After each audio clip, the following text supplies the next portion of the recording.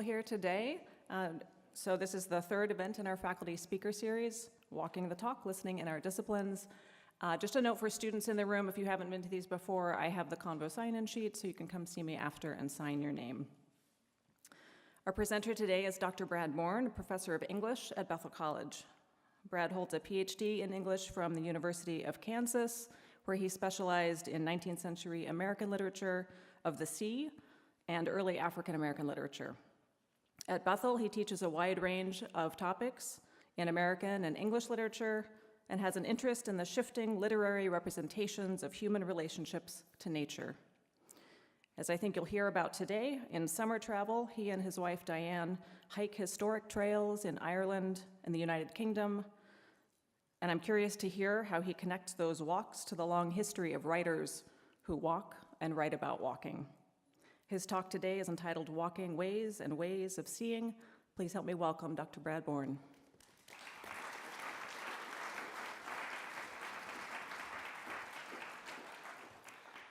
Thank you, Rachel. Let me start by just mentioning what a wonderful series this has been. Rachel's what? Yeah. Rachel kicking it off, and then Joel Betker's a couple of weeks ago. So I am very pleased and honored to be a part of this series, and there are several more coming. I think Rachel will remind us at the end of today of the next one. So audiences have been great, I have noticed. A wonderful mix of community people and students. That's sort of a nice, different audience than I typically see in my daily activities. So, and thank you all for being here, and thank you to Kidron for hosting this. A couple of weeks ago, Joel, my colleague, had a wonderfully thoughtful, reflective conversation about how walking and listening has led to his creative and sort of meditative practices. I'm going to shift from listening to seeing today. And my presentation is mostly rooted in experiences that my wife Diane and I have had in the last, 8.5 years, when we have become very enthusiastic tourists of sort, but walkers of historic trails, or as they are called, ways, in the United Kingdom and Ireland. So West Highland Way in Western Scotland, Hadrian's Wall Path, which goes usually east to west across northern England, the Cotswold Way in western England, and then our favorites have been 3 historic ways or trails in Western Ireland. The Dingle Peninsula, you can sort of circle that entire peninsula, the Kerry Way, and then also the Western Way. So most of my talk is rooted in our experiences and how I reflect on those now. You maybe can't read that tiny print. Don't worry, you're not missing much, but I have to sort of acknowledge, yes, I do have sources. I will say one of the additional benefits of this series that Rachel set up is it did nudge me to do some reading and read around in the scholarship of walking, which turns out there is a scholarly field of walking literature and scholarship. And there certainly is some of that in my own field of literature. And so it has been fun to read around in that material. I do cite all of these sources, but again, I hope you didn't come expecting heavy scholarship. This is much more experiential. What have we seen when we have walked? I am tempted to just cut the presentation short. This could be it. That's probably as good as anything I'm going to tell you. This wonderful line by poet Edward Hirsch, "A walk like a poem takes place for its own sake." yeah, we could just be done there. I'm not sure Rachel and others would be happy. Quick convo credit if we did that. Yeah, this is on the West Highland Way. I think this is right after we had climbed what's called the Devil's Staircase. More interesting than this photo of us is the story of the man who was behind my phone taking this photo. On this day in 2017, the West Highland Ultra Marathon race was taking place. 95 miles, 14,000 feet of elevation. And as we were climbing the Devil's Staircase, we met and started talking to another man, late 60s. He was walking the West Highland Way that day with a friend, although his friend was lagging a few hundred meters behind. His friend had had hip surgery. And these two close friends, probably in their late 60s, were walking the West Highland Way again because as much younger men in their 30s, they had been among the first competitors in the West Highland Way race. And now, new hip, friendship still intact, they were on this trail. And that was the man who took this photo. I might mention an hour after this photo was taken, Diane and I were on our descent. We heard steps behind us. We turned just in time to see a man race past us. And that turned out to be Rob Sinclair, who was leading the ultramarathon race. Finished later that night, ran the 95 miles in, 13 hours, 41 minutes, and 8 seconds. Still holds the course record. Beat the second place finisher by more than 3 hours. I don't know why. Touch with greatness or something. I don't know what that story is about. Yeah, the greatness was the man who took this photo. Great to meet folks like that when walking. I could continue in this vein, just show you a photo, repeat the Edward Hirsch line. I think that would work. If it matters, here I'm on the Iveragh Peninsula, so the Kerry Way, sort of looking across the bay, and that would be Dingle Peninsula on the other side of the bay there.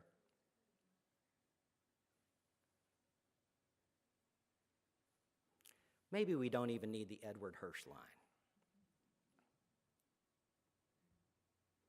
This is the Dingle Way.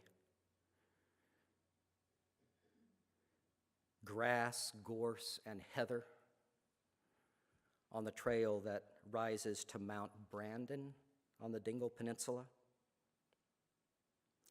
And I might mention, long before this was the Dingle Way, this was a pilgrim's path or pilgrim's way, a pilgrimage route that culminates on the top of Mount Brandon, associated with Saint Brendan, I think dating all the way back to the 5th century.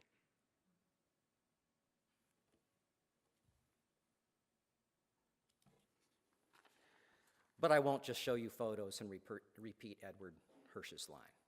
You have to have content. Here's the content. Quick preview. What I'm doing today is pretty simple. Here are the 3 points.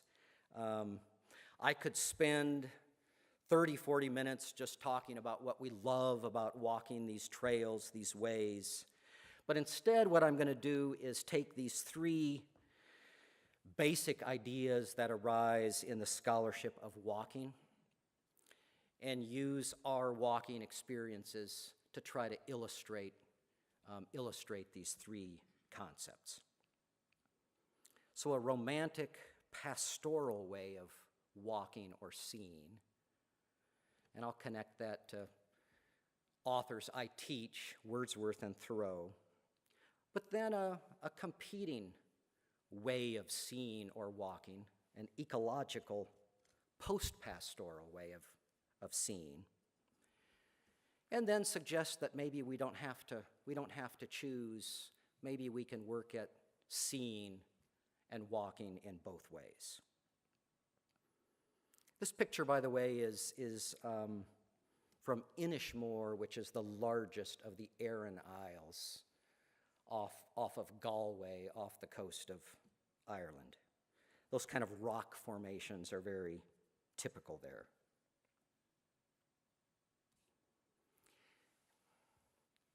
So you have to imagine a bit as you look at this photo. We are on the top of the Cotswold Escarpment, sort of a ridge that runs from, southwest of Oxford all the way down to Bath, so western England. And much of that Cotswold Way is on the top of that escarpment, so you get these views, especially west. So this is from the Cotswold Way looking west. That's the Severn River Valley. You can sort of make out the river there. And if you imagine looking farther west past the Severn River Valley, you would get to the Welsh borderlands and the Wye River Valley, which is the location for Tintern Abbey. Very curious. Anyone in the room ever go on a trip with Professor Anna Youngke or John Sheriff, Literary London? Yeah, a couple. I could be wrong. I know that John Sheriff always had Tintern Abbey on the itinerary when he took students.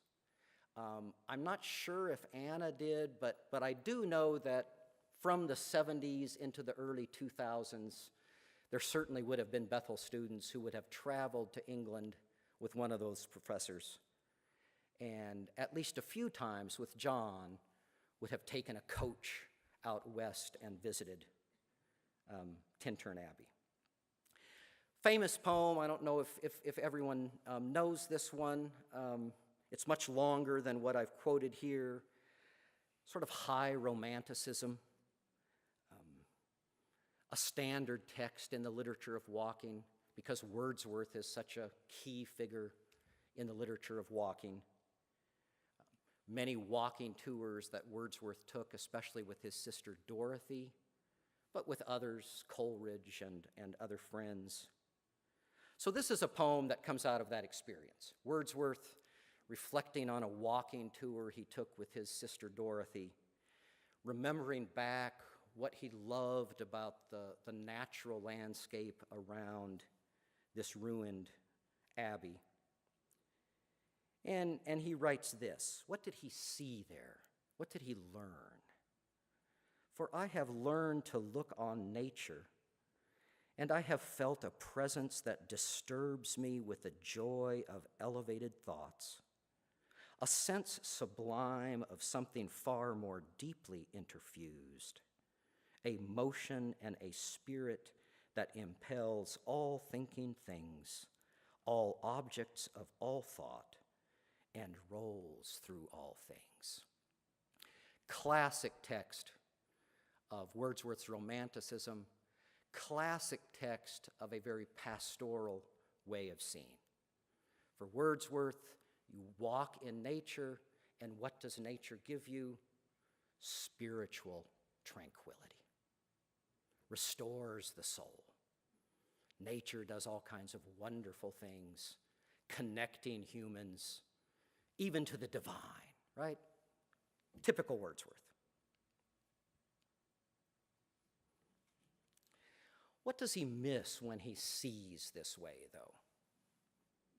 When Wordsworth assumes that when I walk in nature and look at a beautiful ruined abbey, it will simply confirm my comforting spiritual view of the world, what does he miss?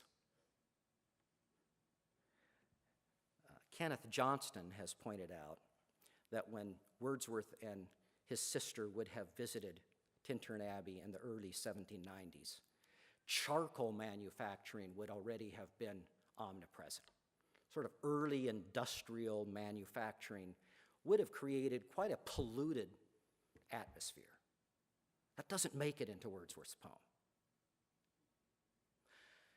The presence of human beings at Tintern Abbey mostly doesn't make it into his poem. And Johnston has pointed out that all kinds of economic dislocation in the 1790s would have meant that many unhoused people would have gathered around the ruins of Tintern Abbey. Beggars, sort of itinerant Romany people, unemployed military veterans. So these troublesome presences at the Abbey sort of get washed out of Wordsworth's poem because he doesn't see them.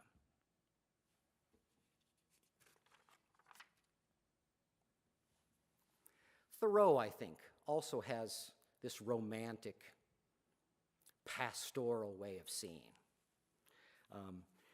Opening paragraphs of his famous essay titled Walking, Thoreau, it turns out this is bad etymology, by the way. If there are linguists in the room, this is not an accurate report on the origin of the word saunterer, but it is creative. Thoreau likes metaphors, so he takes a false etymology and creates a sort of clever metaphor out of it. What does Thoreau think about walking? The art of walking is for sauntering, which word is beautifully derived from idle people who roved about the country in the Middle Ages and asked charity under pretense of going à la Sainte Terre, to the Holy Land, till the children exclaimed, "There goes a saunterer, a saunterer, a holy lander." Lovely, not accurate. But it does suggest that Thoreau, like Wordsworth, sees walking and sees nature as this pastoral, tranquil, spiritual, restorative activity that is good for the soul. Not a bad thing. We walk because it provides us our Holy Land.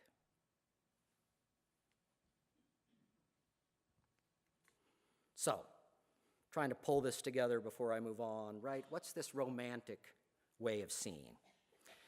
You walk, you get out into nature, it offers communion with humans, and nature's beauty gives us tranquility and spiritual sustenance. Walking is a pilgrimage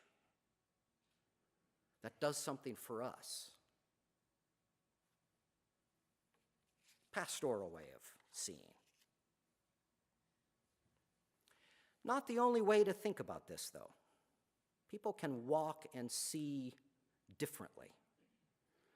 And Kathleen Kelly, writing in a journal article about the eco-tourist, starts to raise some questions about this pastoral way of seeing.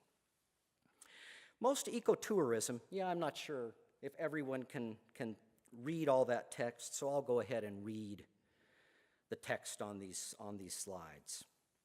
Most ecotourism venues promise authenticity. That is the experience of inhabiting, however temporarily, a rare place, an unspoiled and remote place. You're right. Pastoral. But is that always a good thing? So she asks, is ecotourism responsible, sustainable travel? Or does it exploit the last wild places on the planet? Does it teach respect for the environment and for other cultures? Or is it a version of Disneyfication, turning remote natural sites into backgrounds and photo ops? Good question. So I'm guilty. I think this is an important acknowledgement. We have loved doing this. We are going to continue doing it. We're already booked for the Pembrokeshire coast in June, but we are tourists on these walks. We are tourists. Here is one of my Disney-fied espresso stops outside of Painswick, a very quaint converted horse box, as they call them in England, a horse trailer. And a very fine barista, I must say. Skilled, very, very good espresso.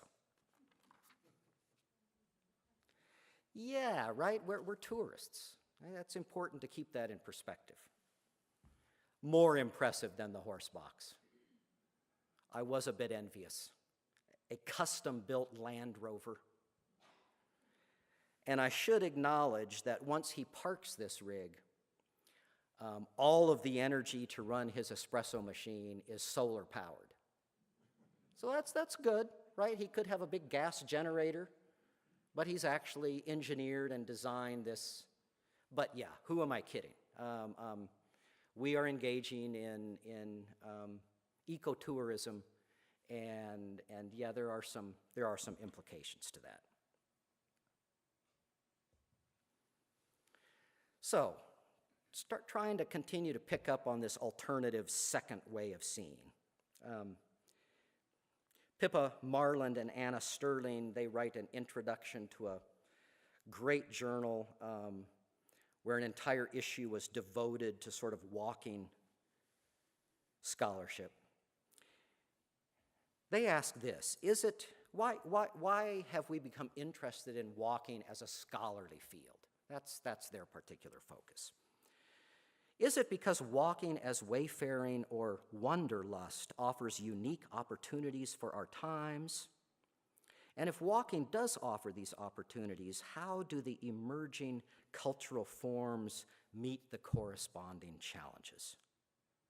Now, more than ever before, encounters on foot allow us to observe endangered nature and to reassess undervalued or damaged landscapes and environment. So they're starting to suggest this ecological, post-pastoral way of walking.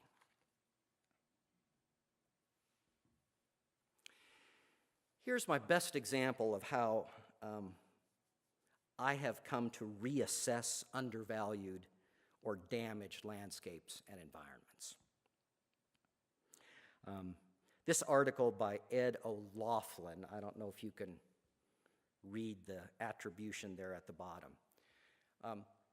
This was published in the New York Times, and I read this article literally the day after speaking with Melanie Brosnan, who was the owner of a Dingle bed and breakfast where Diane and I had stayed the night before I read this New York Times article. And in that conversation with Melanie, we had a conversation about the sheep farm that she and her husband run, right? They're scrabbling to put together a living. So she comes into town in Dingle to manage the bed and breakfast, and the other part of her life is trying to sustain this sheep farm that she and her husband have on the far reaches of the Dingle Peninsula. And Melanie told me that trying to break even on that farm is incredibly difficult because the meat and wool market doesn't come close to covering their costs.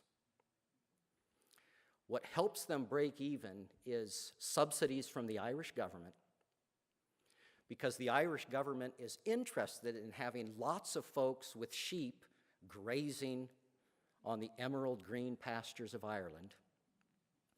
And Melanie told me, because tourists like you expect Ireland to look this way.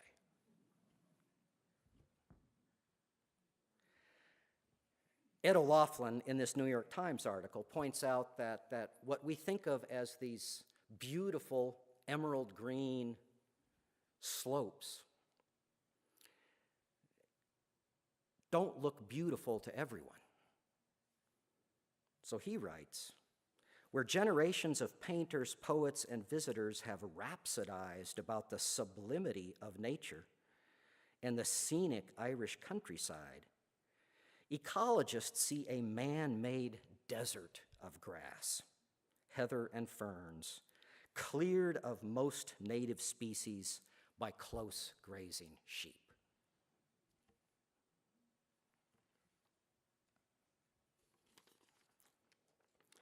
Very common image as we have walked, especially in Ireland. Maybe it says, I don't know if it says something about Irish folks.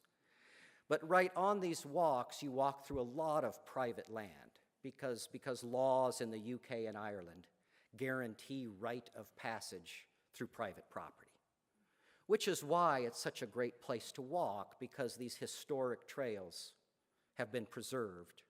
But it means you walk through a lot of stiles and through a lot of gates, and a common warning from the landowners: don't bring your dog, don't let your dog harass our sheep, we'll shoot it. Yeah, you know, just letting folks know. So with Ed O'Loughlin's caution in mind, right? Do we see Irish countryside as sublime and beautiful and pastoral and serving tranquility to my soul? Is that what we see? Or do we see an ecological wasteland? Right? Here's an image. It's that image I showed earlier. Dingle Way, climbing towards Mount Brandon, pilgrimage route. What do you see?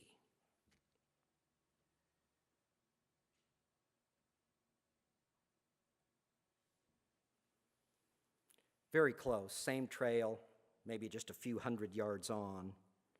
So still the Dingle Way, climbing towards Mount Brandon. And I've layered in here a site my colleague Siobhan Scarry put me onto this, a wonderful podcast with the author of the book, The Language of Trees. And in that podcast, I think it's the host who notes that Ireland is the most deforested place in Europe.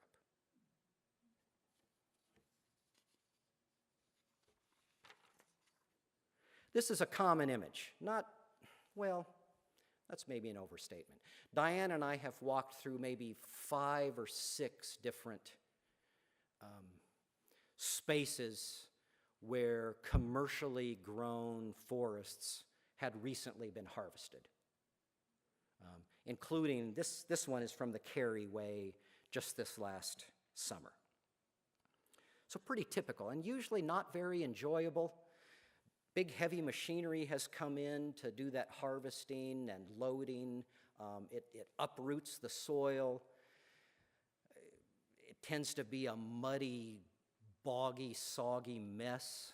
There tend to be a lot of flies, probably because of all of that puddled water and organic. Not very pleasant. Ed O'Loughlin points out this is because 90% of what woodland you find now in Ireland is commercially grown forest. And every 30 to 40 years that's harvested and they plant a new stand. The original Irish woodlands, which would have covered 80% of the landmass of Ireland, down to 1%.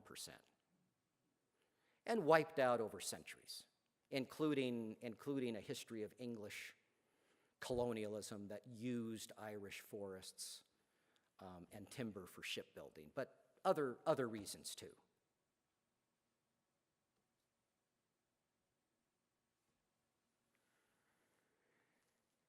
Might there be 2 ways of seeing? Do we have to give up the wonderful, feel-good, restorative, romantic, pastoral way of walking if we understand the sort of ecological disaster that some of these landscapes mark? I appreciate this counsel from Terry Gifford, who says this: the new poetic space of the perambulatory demands a dialogue between its uplifting pastoral qualities that are so essential for our well-being, with the post-pastoral awareness of changes underway that in turn demand radical action rather than stoical inaction. A poetics of tension rather than escapist complacency, of both celebration and self-examination. I want to rescue Thoreau a little bit too. I've oversimplified a bit on Wordsworth and Thoreau. And I do think Thoreau suggests an alternate possibility that I find better than his Holy Land idea. In that same essay, after he trots out the Holy Land etymology, he says, well, there's this other idea that I don't like as much, but here I'll disagree with Thoreau. I like this idea better. An alternative for saunterer. Some would derive the word from sans terre, without land or a home, which therefore in the good sense will mean having no particular home, but equally at home everywhere. In this sense of the word saunter,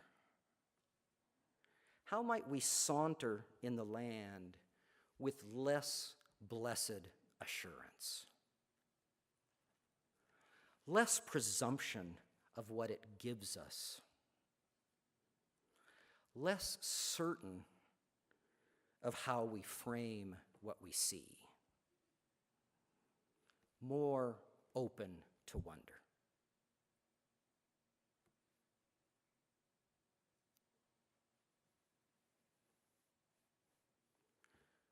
A recently harvested commercial forest.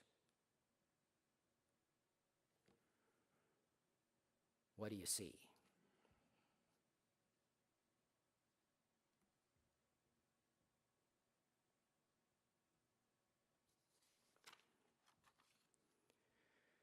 Very near that previous photo,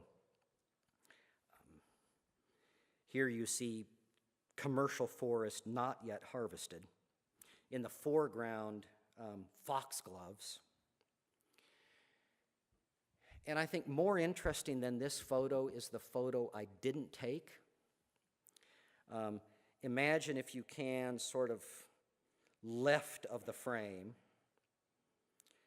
Left of the frame is a huge expanse. I don't know how many acres. Not good at predicting that. 5, 10 acres of recently harvested commercial forest. But harvested long enough ago that foxgloves have taken over. And the stumps of the trees are almost invisible as this tremendous, spectacular flowering of foxgloves has taken over acres and acres of that field. Right? So why didn't I take a photo? Because at the time,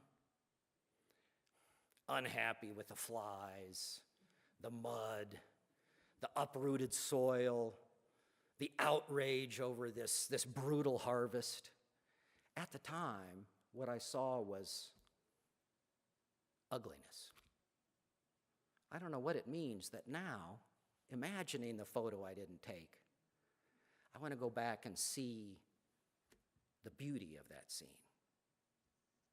I was too caught up in the ecological, post-pastoral way of seeing that I didn't even imagine there was an image there for me to see differently.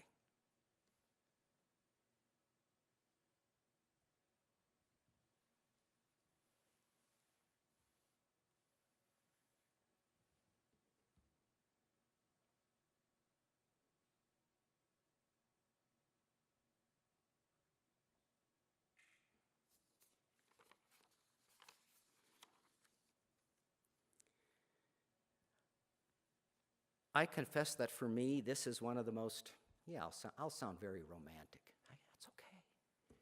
For me, this is one of the most beautiful places on the planet. For me. Thoreau might say this for me is almost like a holy land. Western tip of the Dingle Peninsula. This is looking south If you imagine right or west of the frame are the Blasket Islands. But looking south over those green slopes, that's where on Sleigh Head, Melanie Brosnan and her family operate their sheep farm. And that enterprise is something very different from the dewy-eyed view that I have of this place, even now as I see it again.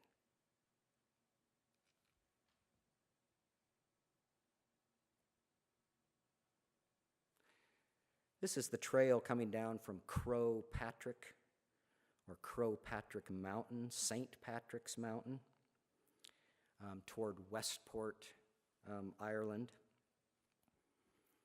We were there in July. We didn't do the pilgrimage, but every July, thousands of people, many of them from Westport, but surrounding areas, make the pilgrimage up to the top of Crow Patrick, where there has been a chapel associated with St. Patrick since the 5th century.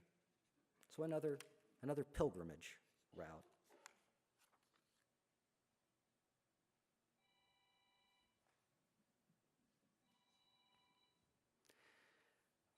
But when we put ourselves in the picture, when we walk, I think that has implications for what responsibility we have for how we see.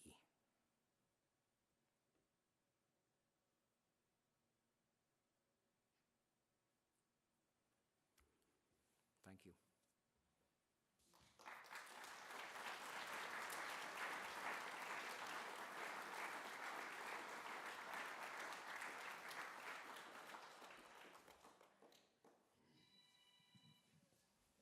Well, thank you so much, Brad, for the talk and for giving us, maybe complicating some things for us to think about.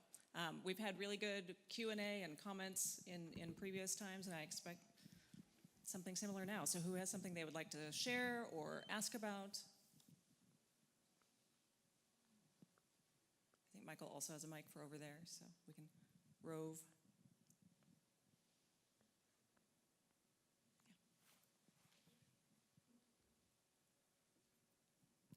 I grew up in northern Minnesota part of my life, where it's many forests, and it's very, very beautiful too. And then when they have harvested the trees, it was such an ugly sight to me, but that's where the blueberries grow, the wild blueberries. Yeah, the association I have, I just know it from stories, but during the Depression when my grandfather could not make it on the Montana farm, whole family moved to northern Minnesota. He rigged a saw to the Model A engine, and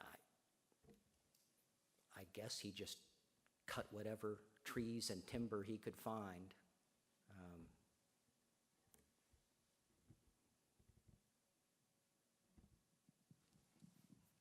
I have a question for you, Brad. So you've talked a lot about your relationship with the land as you walk, as a tourist. I wonder if you could also share a little bit about the kinds of relationships you've been able to develop with other walkers, or tell us about what kinds of walkers you've encountered. Great question. Yeah, on our very first walk, we ended up walking several times. This was the Dingle Way in 2015. With a much younger couple, fascinating people. I think it's okay for me to give their names. Danielle and Stephanie, both of whom had grown up in Eastern Germany, had then migrated to Western Germany. Fascinating. Most recently on the Kerry Way, we ended up walking and intersecting several days with a couple from Rotterdam. He was an education professor, just thrilled, telling us throughout the whole walk how proud he was that his daughter just that week was taking her first job teaching art. Not many Americans, some Canadians, many Europeans on those trails. And so there's always the humbling experience of these European walkers, including this couple from Rotterdam, speaking English better than I do. And yeah, sorry.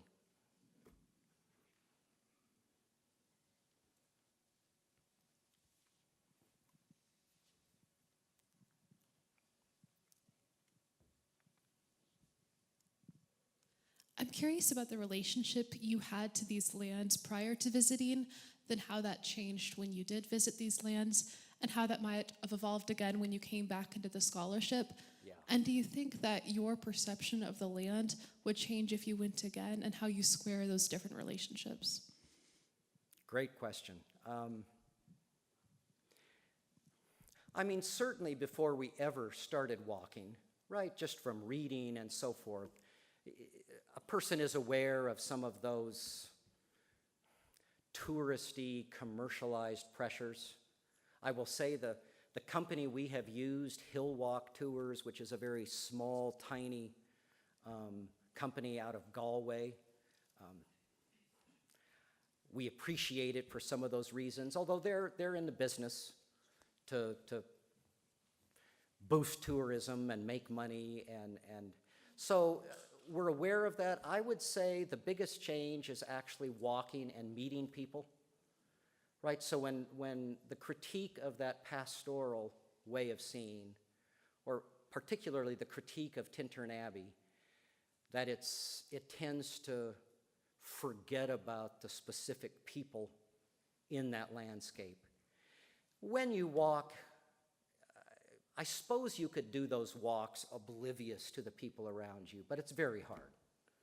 So meeting local folks, this is going to sound like tourism, but it is true. I think Irish people especially are always eager to engage walkers in genuine conversation. The Brits, not so much. The Brits aren't always charmed with Americans. More power to them. The Irish, it's the cliche is true. Every person you meet has family who has migrated to the United States. So they have kind of a personal investment. So I would say talking with people was the biggest transformation. I would say the scholarship simply reinforces that. You know, like these sources, they use fancier words and conceptualize it in different ways, but I think it just confirms what a person experiences on the ground. Does that answer your question?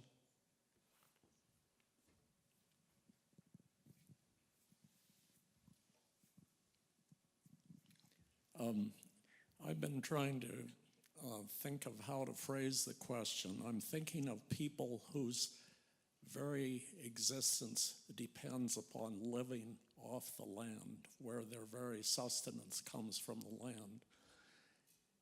People in Europe and England who depended upon the commons area, where they got their food, where they could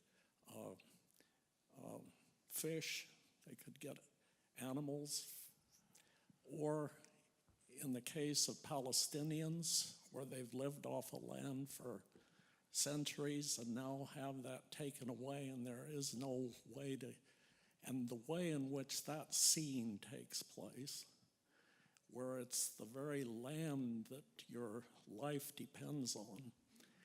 And I'm thinking of the person who's written most about that, I think, in our culture is Wendell Berry.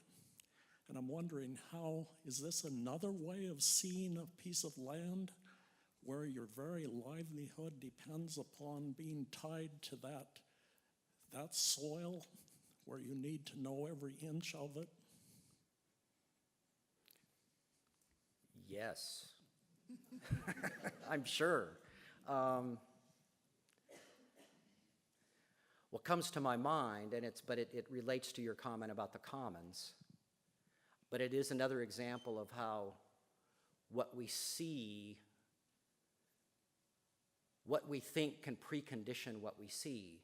I think for many people who walk in England and Ireland, what people find so picturesque and natural are the hedgerows. This is a bit of an oversimplification, but people have written about that actually those hedgerows mark the transition from commons to private property, where people started building hedgerows to, fence in sheep and mark territory. So another example of what some people might say, isn't that, look at the natural landscape of hedgerows. When other people would say, no, what we see when we see those hedgerows is the loss of commons, and how many people lost access to the land. I think we have one more question over here, and then we'll wrap it up, because I know students have classes to get to as well. Hi. You had mentioned walking near Hadrian's Wall, and how would you characterize that as opposed to walking in Dingle? It's great. I prefer Dingle. I mean, Dingle's along the coast. There's more elevation. There's more variation in what you walk through.